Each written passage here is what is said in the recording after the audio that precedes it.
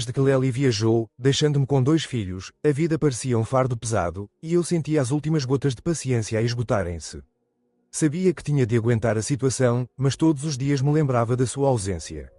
Com o regresso de Lely, eu esperava um reencontro, mas as coisas não correram como planeado. Quando ela entrou em casa, sem os habituais abraços e beijos, algo dentro de mim arrefeceu. Senti o espaço ficar monumentalmente vazio e o seu rosto desinteressou-se. Tentei quebrar a tensão, mas o seu silêncio só fez aumentar a atmosfera opressiva. Era como se houvesse frases inacabadas e palavras não ditas em seu lugar, pairando sobre nós como nuvens antes da chuva. Depois que Lely foi tomar banho, senti uma necessidade urgente de saber o que estava acontecendo. Tudo me parecia estranho, a sua falta de atenção, as suas mudanças de humor e até a limpeza da nossa casa faziam-me suspeitar profundamente. Aproximei-me calmamente da mala dela e olhei para dentro, na esperança de encontrar alguma explicação. O que vi chocou-me completamente: cuecas rendadas enroladas numa pequena bolsa. O meu coração bateu mais depressa e fiquei paralisada quando as recordações me invadiram. Não podia acreditar que um espaço tão privado mantivesse a santidade de algo íntimo que não era partilhado comigo. Tentei não mostrar as minhas emoções. Algo dentro de mim sussurrava que eu não deveria fazer perguntas por enquanto, talvez por medo de ouvir a verdade. Naquela noite, quando nos deitamos, passei a minha mão suavemente pela sua cintura e senti imediatamente a frieza em troca. Ela virou costas, tal como nas ocasiões anteriores, e a cada toque rejeitado eu dizia adeus à ilusão de normalidade das nossas vidas. Talvez tenha sido este o momento em que os meus cabelos começaram a ficar em pé devido às emoções que estava a sentir. Não sabia o que fazer, lutar pelos meus sentimentos ou deixá-los ir. As exacerbações da reticência e do silêncio assolavam a nossa casa e, todas as noites, sentia que o silêncio se tornava mais forte, ecoando nos meus ouvidos como o som de sinos que me convidavam para o desconhecido. Passadas algumas semanas, Lely preparou-se para partir novamente. Durante esse tempo, apercebi-me de que o nosso casamento se mantinha por um fio frágil de mal-entendidos e evasões.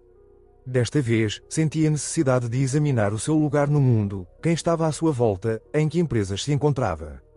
Cada vez que ela saía, sentia-me cada vez mais desconfiado. Quando ela deixou a mala à entrada, não perdi a oportunidade de espreitar o seu interior. Quando a abri, reparei que ela voltava a fazer as mesmas malas, o vestido preto curto que me tinha dito mais do que uma vez que ela estava a tentar esconder-me alguma coisa. Mas desta vez, num bolso lateral, encontrei algo ainda mais perturbador, uma embalagem concebida para proteção que eu nunca tinha visto em nossa casa. Este foi o último sinal de alarme sobre o qual não consegui fechar os olhos. Como se estivesse envolto em pensamentos obscuros, apercebi-me do que poderia estar em causa. Abrandei a respiração e fechei a mala, guardando em silêncio todos os sinais da minha genuína angústia. Quando Lely voltou do banho, viu-me e pareceu não se aperceber do meu estado. Continuei a fingir-me normal, mas cada olhar, cada toque queimava-me como se estivesse a deambular sobre os pressupostos de um verdadeiro desastre. A noite caiu e eu esforcei-me por dormir, perguntando-me por que é que o mundo inteiro nos tinha virado as costas de repente. Ainda me lembrava das promessas que ela tinha feito, de como tínhamos construído os nossos sonhos, mas o que é que restava disso? Tinha uma escolha: ou me abria com ela e lhe mostrava que não achava que era aceitável, ou refletia e reunia provas concretas. A nostalgia levou-me à loucura. Sentia os mais pequenos pormenores do nosso passado, os momentos abraçados, o riso dos nossos filhos, todas as fotografias alegres penduradas na parede, a desaparecerem. O amor que outrora partilhámos estava a transformar-se lentamente em memórias velhas e enferrujadas. O tédio tornou-se um companheiro de viagem constante, e a ideia de que ela poderia estar atraída por outra pessoa nunca me abandonou. Quando Lely se foi embora novamente, desta vez a minha voz interior exigiu a ação. Tinha de descobrir com quem ela estava a passar o tempo e em que empresas se divertia. Desta vez, só me restavam esses pensamentos enquanto a via sair da nossa casa. Sabia que era necessário verificar o que se estava a passar. Felizmente ou infelizmente, também sabia que tinha de ter cuidado porque os meus sentidos estavam continuamente a pender para um abismo de suspeição. A vida com um marido que ignora as suas mulheres estava a transformar-se num jogo de sobrevivência em que me tornei prisioneira da minha vida. Desta vez, pus tudo em risco. Todos os acontecimentos se transformaram num quadro sombrio, como torrentes de chuva que transbordam para poças de lama. E quando saí à rua, o vento frio lembrou-me que o caos podia esconder-se sob a aparência de estabilidade. Eu tinha falhado e não sabia como trazer a nossa família de volta. Talvez tudo o que restasse fosse apenas a memória de como as coisas tinham sido diferentes. Escondendo os meus medos e preocupações, apercebi-me de que a casa se tinha tornado vazia em todos os sentidos. O amor, o apoio e a proximidade tinham-se dissolvido como nevoeiro que se derrete sob os raios brilhantes do sol. Todas as noites me deitava na cama a pensar na rapidez e facilidade com que tudo se poderia ter evaporado. Pensar que outra pessoa ocupava os seus pensamentos com mais segurança do que eu enchia-me de mais do que apenas medo, era um nível extremo de desespero que nunca tinha experimentado. Cada dia era uma lembrança da facilidade com que perdemos as coisas mais importantes. Quando a Lely se foi embora, tudo dentro de mim se desmoronou. Percebi que, sozinho com os miúdos, tinha de agir. Fui ter com um detetive para saber a verdade sobre a sua viagem. Expliquei a situação, partilhei todos os pormenores, o nome do hotel, onde ela estava hospedada e outras informações úteis. No fundo da minha alma, senti um medo comovente de que seria muito desagradável descobrir a verdade, mas, ao mesmo tempo, não podia continuar a viver uma mentira. O detetive aconselhou-me a manter a calma até termos provas concretas.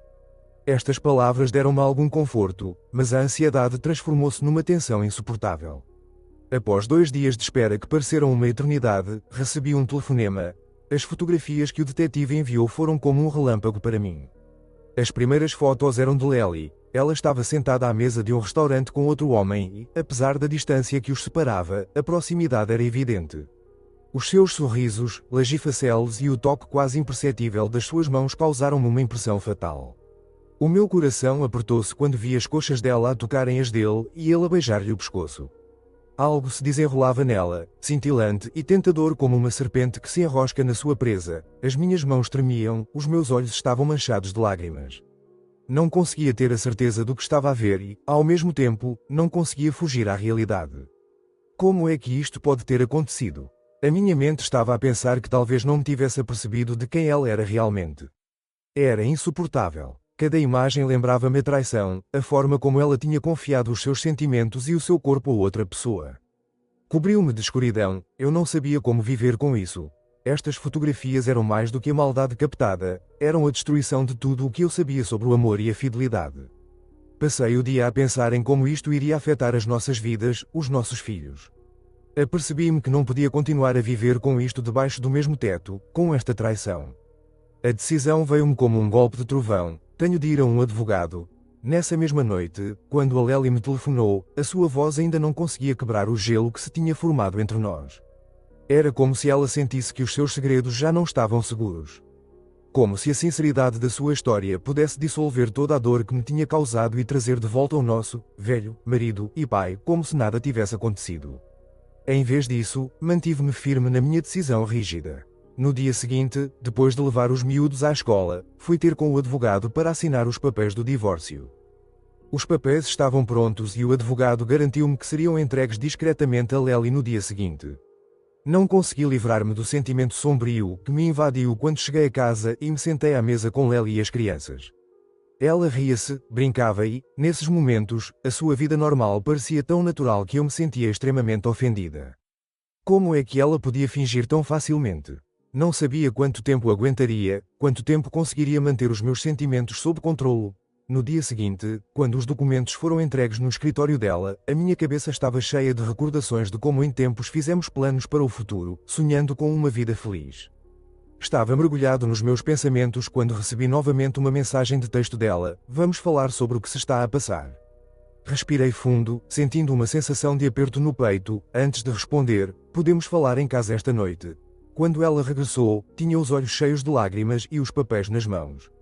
Nesse momento, reparei na confusão e no horror refletidos no seu rosto. Ela apercebeu-se de que as coisas estavam más. Mostrei-lhe as provas que o detetive tinha recolhido, fotografias dela a ser recebida por este estranho, a entrar no seu quarto de hotel e até as mensagens recuperadas. Não ia poupar nas palavras, disse simplesmente que sabia de tudo e que não valia a pena negar. Lely tentou justificar-se com firmeza, mas a sua voz soava dolorosamente sem vida.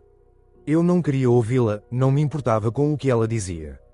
Para mim, o mal já tinha sido feito e, com base nisso, o nosso casamento já não fazia sentido.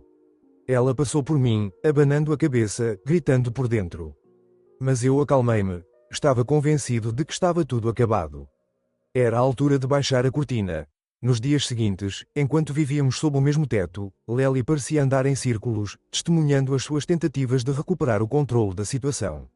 Sentia que ela pedia perdão, que estava ansiosa por fazer as pazes, mas a minha reação continuava a ser a mesma. A nossa vida construída em conjunto já não significava nada para mim.